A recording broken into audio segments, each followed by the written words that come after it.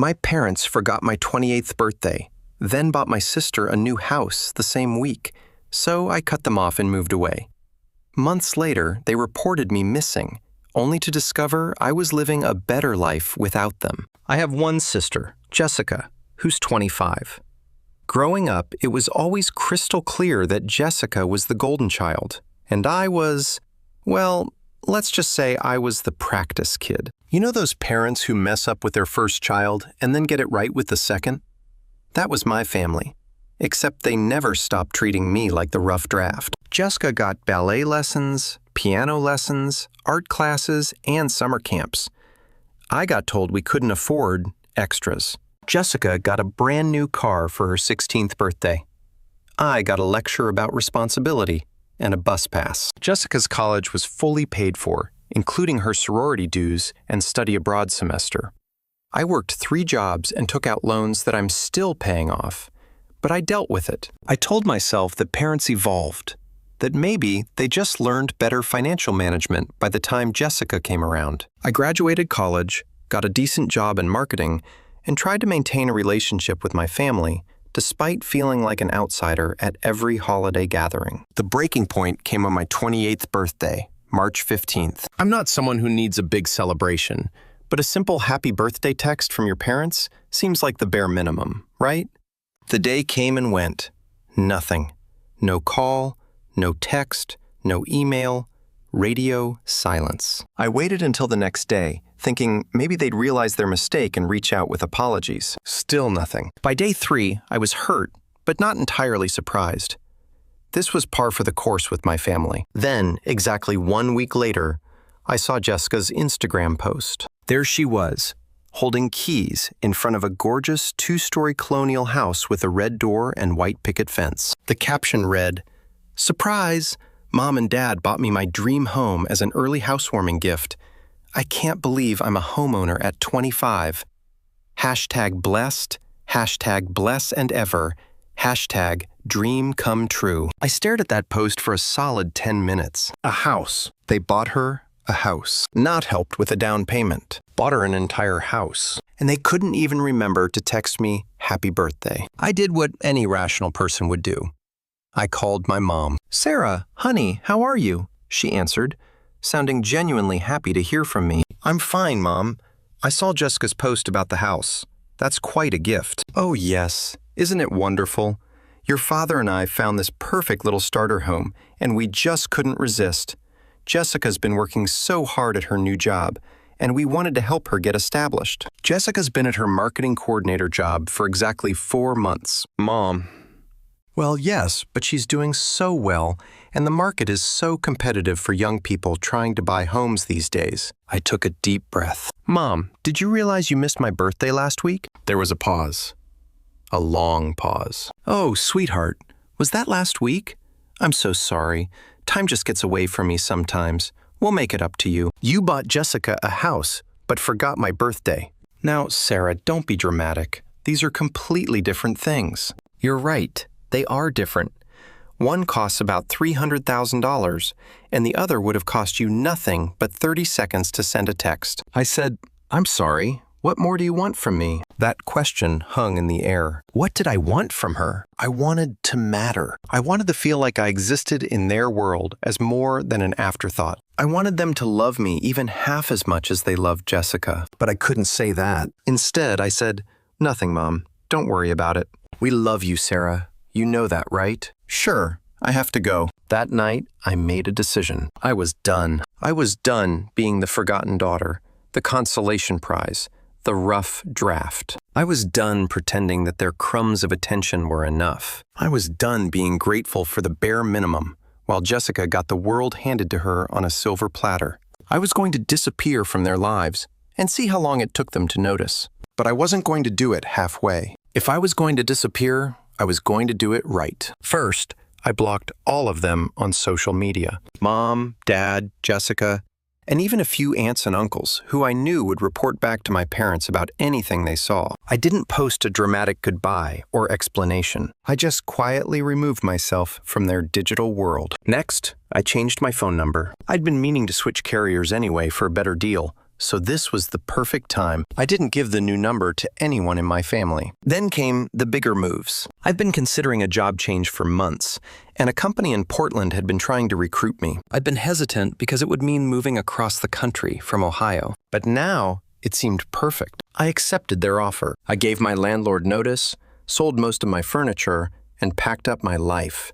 The only people I told about my move were my 3 closest friends: Emma, who I'd known since college, Marcus from work, and my neighbor, Beth, who had become like a big sister to me. Within 6 weeks of Jessica's house post, I was living in Portland, Oregon, 3 time zones away from my family. I had a new job, a new apartment, a new phone number, and a new life.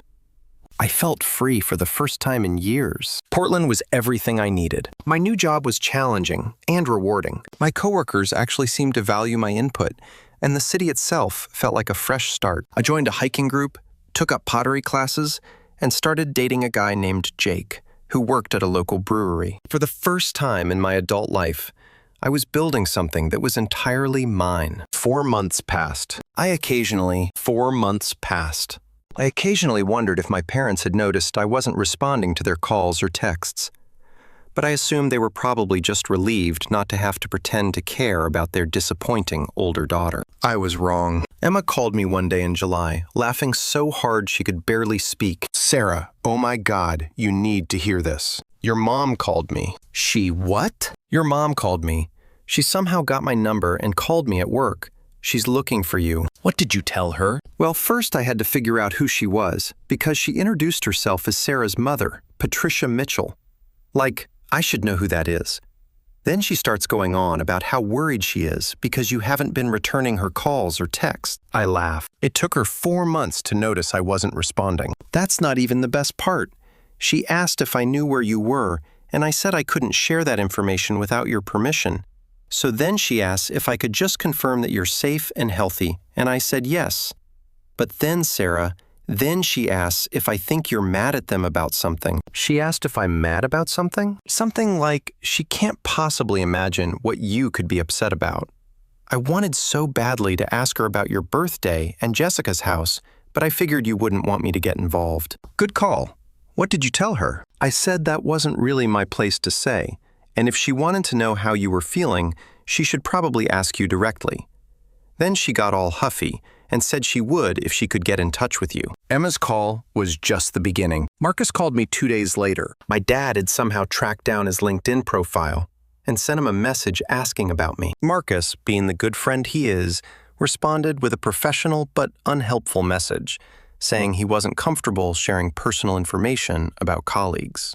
Then Beth called. My mother had actually shown up at my old apartment building and knocked on doors until she found someone who knew me. Beth happened to be getting her mail when my mom cornered her in the lobby. She was so dramatic. Sarah, she kept saying she was beside herself with worry and asking if I thought something terrible had happened to you.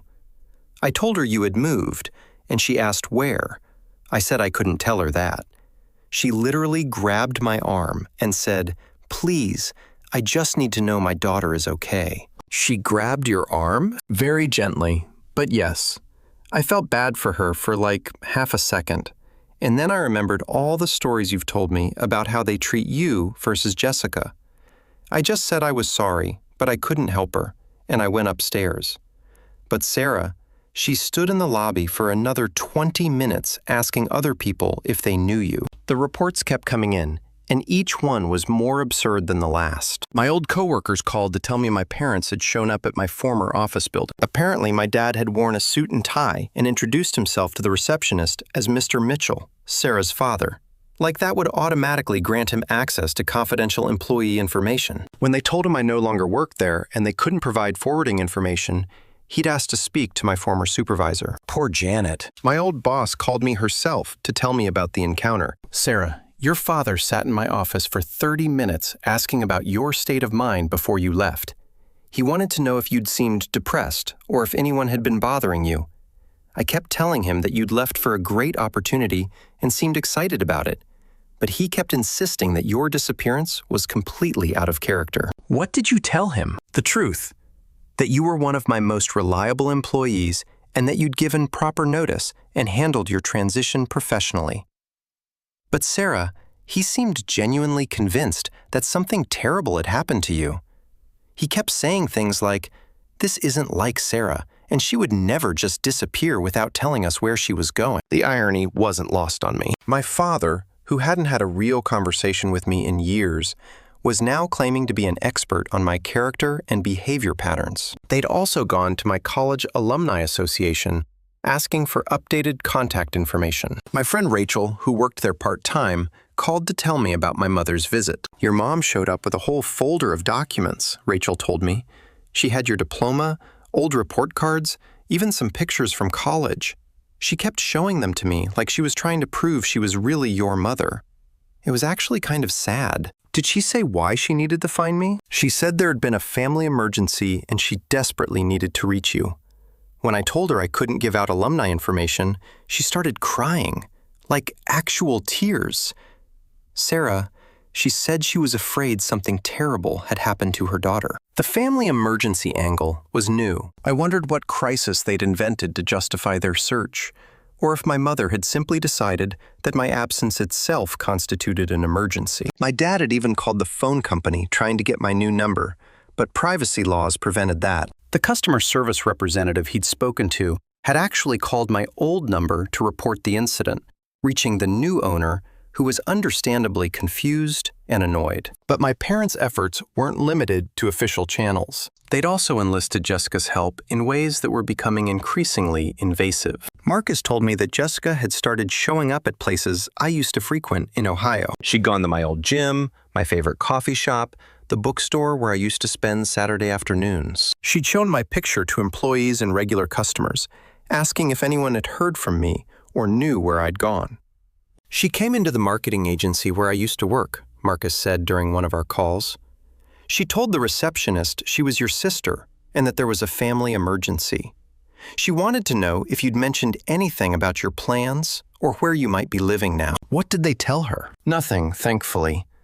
But Sarah, she seemed really distressed, like she was shaking when she was talking to the receptionist.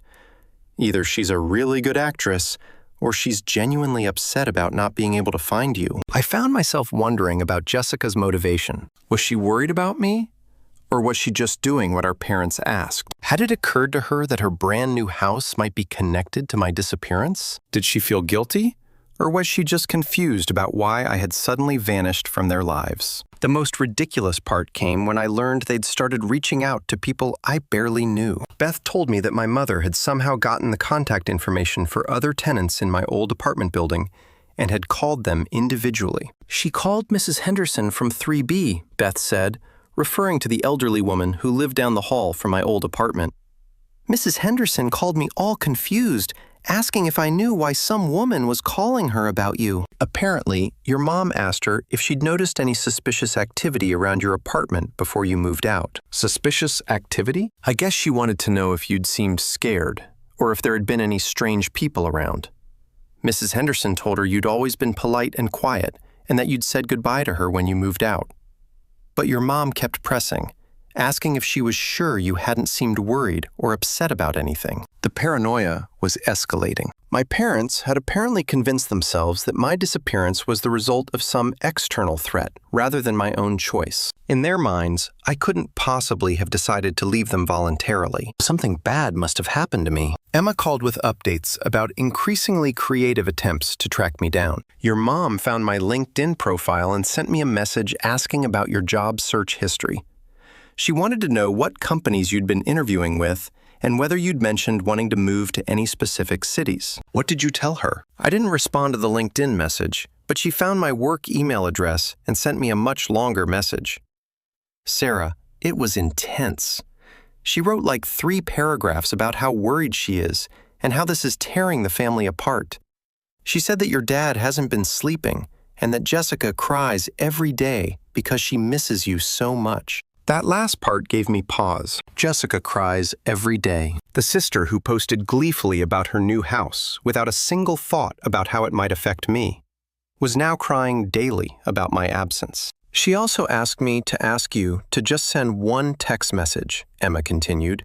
Just one text to let them know you're alive and okay, She said they wouldn't ask for anything else if you could just confirm that you're safe. But I knew that wasn't true. One text would turn into a phone call. One phone call would turn into demands for an explanation. An explanation would turn into guilt trips and manipulation and promises to do better that would last exactly until they felt comfortable going back to their old patterns. The most invasive thing they did, though, was hire that private investigator. But even before that, they'd apparently tried to conduct their own investigation. Marcus told me that my father had actually driven to Portland, a 20-hour drive from Ohio, and spent a weekend walking around downtown with printed photos of me, showing them to people on the street. "How do you know that?" I asked. "Because he posted about it on Facebook.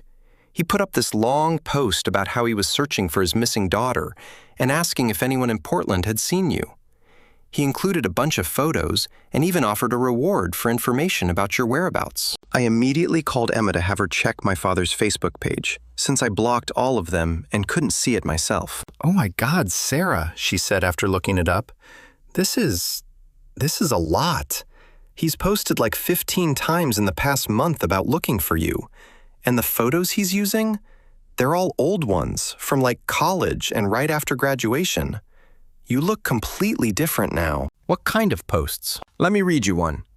"Still searching for my daughter Sarah, last seen in Ohio in March.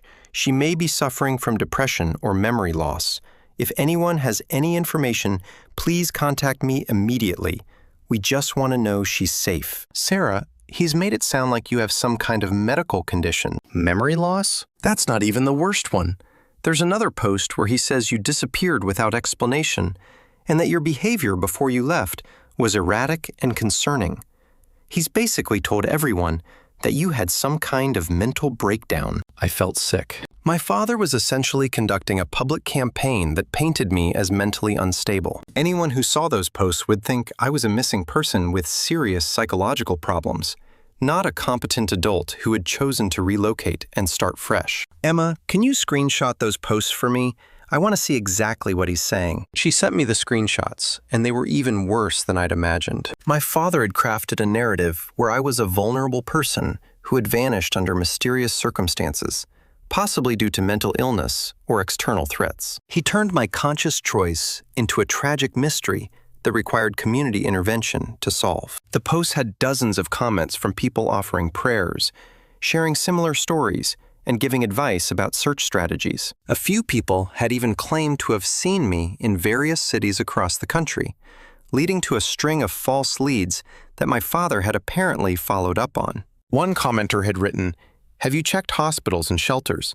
Sometimes people with mental health crises end up in places where they can't identify themselves." Another had suggested, "You should contact that show about missing persons. They might be able to help get the word out." My father had responded to every comment with gratitude and updates about his search efforts. He'd created an entire online community of strangers who were now invested in finding his missing daughter. But the most disturbing part was a post from 2 weeks ago. "We've hired a professional investigator to help find Sarah. If you have any information, please don't hesitate to reach out. We're offering a $25,000 reward for credible information leading to her location. We love you, Sarah, and we just want you to come home." A $25,000 reward. They were treating me like a kidnapping victim. I realized then that this had gone way beyond simple concern or even guilt about forgetting my birthday. My parents had created an entire fantasy where I was a victim who needed to be rescued, rather than facing the possibility that I'd left because of how they treated me. It was easier for them to believe that something terrible had happened to me than to examine their own behavior and acknowledge that they'd failed as parents. The private investigator they'd hired was apparently quite thorough. Beth told me he'd interviewed not just her, but several other people in my old neighborhood. He'd asked about my daily routines, my social circle, my mental state, and whether I'd ever mentioned feeling threatened or unsafe. He was very professional, Beth said, but also very persistent. He asked me the same questions 3 different ways, like he was trying to catch me in a lie or get me to reveal something I hadn't intended to share. What kinds of questions? He wanted to know if you'd ever talked about wanting to disappear or start over somewhere else. When I said you'd mentioned wanting a change of scenery, he asked if that seemed like a normal career move or if it seemed desperate or impulsive. He also asked if I'd ever seen you arguing with anyone, or if you'd seemed paranoid or fearful in the weeks before you moved. The investigator had also apparently done research into my digital footprint before I'd completely severed my online presence. He'd somehow managed to get screenshots from mutual friends and people I'd interacted with on social media before I blocked my family and deactivated my accounts. He showed me some of your old Instagram posts that he'd gotten from someone else, Emma told me during one of our calls. He wanted to know if I thought the captions seemed normal, or if they indicated depression or distress. I told him you'd always been pretty private on social media, and that nothing seemed unusual to me. Which posts was he looking at? Random stuff from the past year. That picture of you hiking at the state park. The one of you at Marcus's birthday party. Some food photos. He was reading way too much into everything. Like, he asked me if I thought it was significant that you posted a picture of a sunset with a caption, "Endings and Beginnings, 2 months before you moved." That was just a random sunset photo. I know that, and I told him that, but he wrote it down in his little notebook like it was some kind of crucial evidence. The investigator had also contacted my former therapist's office, though privacy laws prevented them from sharing any information. My old dentist's office had gotten a call asking about my last appointment and whether I'd seemed distressed or mentioned any concerns about my safety. It was starting to feel like my entire life in Ohio was being dissected and analyzed by strangers who were looking for evidence of some crisis that didn't exist. My parents had turned my personal decision into a criminal investigation, and they were dragging everyone I'd ever known into their delusion. But perhaps the most ridiculous part of their search efforts was what Jessica was doing on social media. Emma discovered that Jessica had created multiple fake accounts on Instagram, Facebook, and even TikTok, all designed to try to find me or people who might know me. She's been friending people from your college, your old job, even random people who have your same name, Emma told me. One of the fake accounts is pretending to be a travel blogger who's visiting different cities and asking locals for recommendations. I think she's hoping you respond if you think it's just some random person asking about Portland. How did you figure out it was her? The account used a stock photo, but when I reverse searched the image, I found the same photo on a real estate blog post that Jessica had written for work. Plus, the writing style was exactly like hers. Lots of exclamation points and emoji. Jessica had also apparently joined Facebook groups for people who lived in various cities where she thought I might have moved. She posted in groups for Seattle, Denver, Austin, and Portland, always with some variation of the same message. Hi everyone. I'm trying to reconnect with an old college friend named Sarah Mitchell. She's about 28, works in marketing, and might have moved to your city recently. If anyone knows her or has any leads, I'd be so grateful for your help. The posts always got responses from helpful group members, offering advice or sharing similar stories. But of course, no one had any useful information because Jessica was looking in the wrong places and using outdated details about my life. But the fake social media accounts served another purpose. They allowed Jessica to monitor my old accounts and see if I was still active anywhere. She'd apparently figured out that I'd blocked the family, so she was using the fake accounts to try to see my profiles and posts. It was a level of digital stalking that was both impressive and deeply disturbing.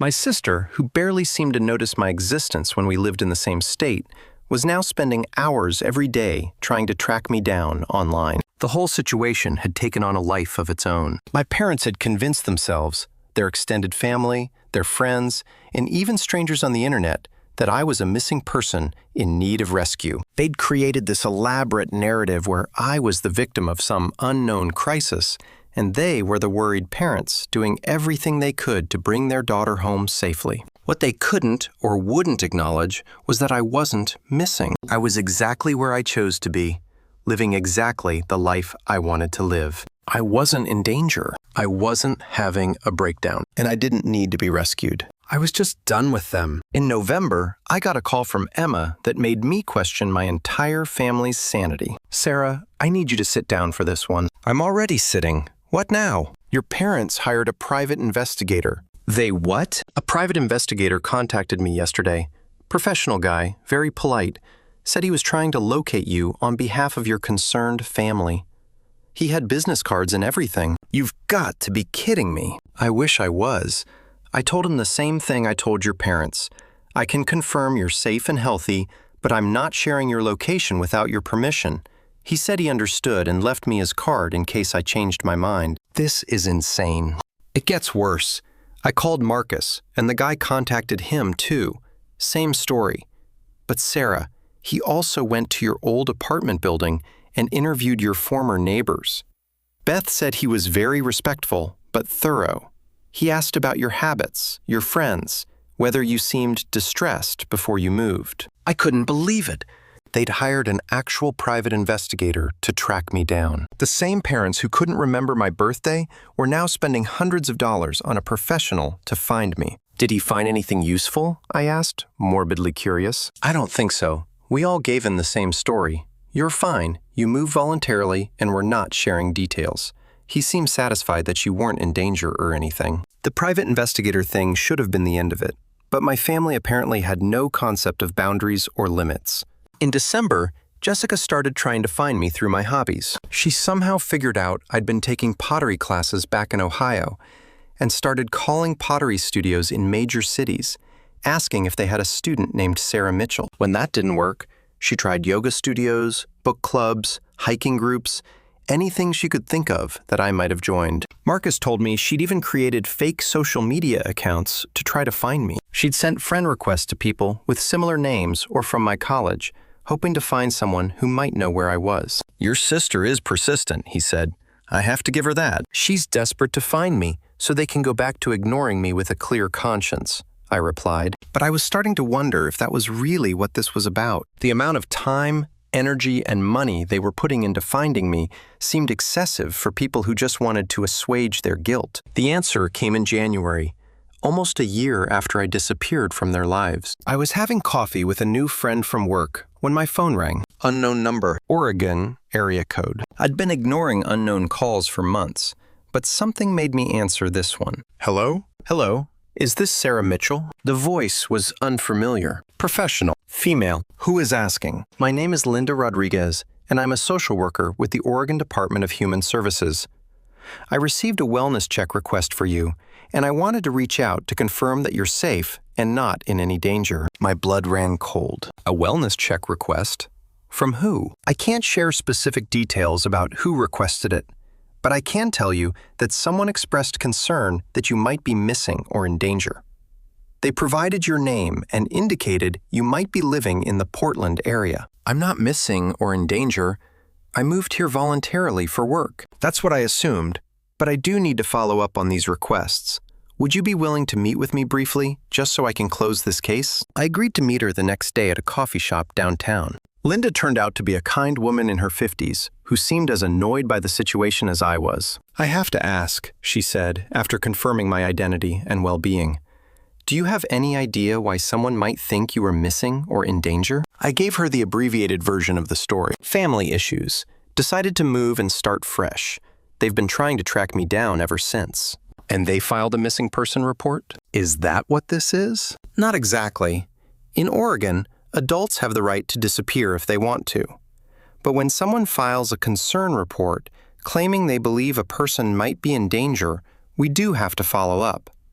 Whoever filed this report claimed they had reason to believe you might be the victim of foul play or suffering from a mental health crisis. Foul play? They apparently told the police in your hometown that your disappearance was completely out of character and that you'd been acting strangely before you vanished. The local police passed the information along to us as a courtesy. I was speechless. They'd convinced the police that I might be dead. I can see from your reaction that this wasn't the case, Linda continued. Do you want to contact your family and let them know you're okay? I can facilitate that conversation if it would help. No, I said firmly. I'm an adult who made an adult decision to relocate and start over. I don't owe them a conversation. That's absolutely your right. I'll close this case and note that you're safe and living independently by choice. I should mention, though, that whoever filed this report was very convincing. They provided a lot of details about your life, your job history, your friends. They clearly know you well. They think they know me well. There's a difference. Linda nodded. I see this more often than you'd think.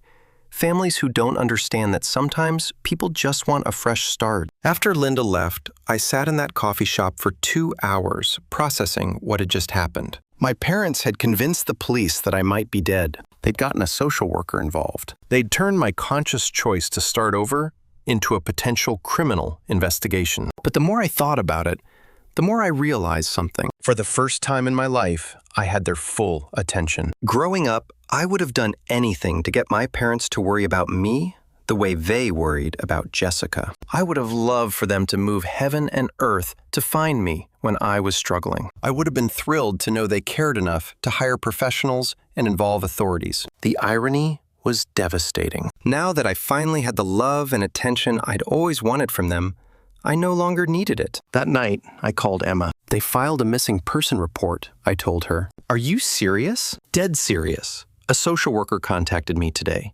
They told the police I might have been murdered. Jesus, Sarah, that's actually kind of scary. Like, what if they try to have you committed or something? They can't. I'm clearly competent and living independently. But Emma, I need you to do something for me. Anything. I need you to call my mom and tell her I'm alive and safe, but that I've chosen to relocate and I don't want any contact with the family. Don't tell her where I am. Don't give her my number. Just tell her to stop looking for me because I'm fine and I made this choice deliberately. Are you sure? You could call her yourself and really let her have it about the birthday thing and Jessica's house and everything. I thought about it, but you know what? I didn't think she'd get it. She'd just make excuses and try to guilt me into coming back so they could go back to treating me like I was invisible. This way, at least I knew they'd remember I existed. Emma called my mom the next day and delivered the message. According to her, my mom cried and begged for my phone number. But Emma held firm. She did ask one question, though, Emma told me later. Mrs. Mitchell asked me to ask you something. What? She wants to know what they did wrong. She says they've been going over everything, trying to figure out why you left, and they just don't understand. I laughed, but it wasn't a happy sound. Tell her to think about the difference between how they treated me and how they treated Jessica. Tell her to think about my 28th birthday and Jessica's brand new house. If she can't figure it out from there, then she's even more clueless than I thought. Emma delivered that message too. She said my mom was quiet for a long time and then said she needed to go. That was 8 months ago. I haven't heard from any of them since. I'd like to say I never think about them, but that wouldn't be true. I wonder sometimes if they finally understood what Emma told them. I wonder if they talk about me at family dinners, or if they've just written me off as their crazy daughter who disappeared for no reason. I wonder if Jessica feels guilty about the house, or if she even connects it to my disappearance. I wonder if my parents have learned anything from this experience, or if they'll just make the same mistakes with their future grandchildren. But mostly, I don't wonder. Mostly, I'm happy. I got promoted at work last month. Jake and I are talking about moving in together. I've made real friends here. People who value me for who I am, rather than putting up with me out of obligation. I'm planning a trip to Thailand with my hiking group, and I'm learning to speak Spanish just because I want to. My life is full and rich and entirely my own. I built something beautiful from nothing, and I did it without their help or approval or attention. Sometimes I think about what would have happened if they'd just sent me a birthday text.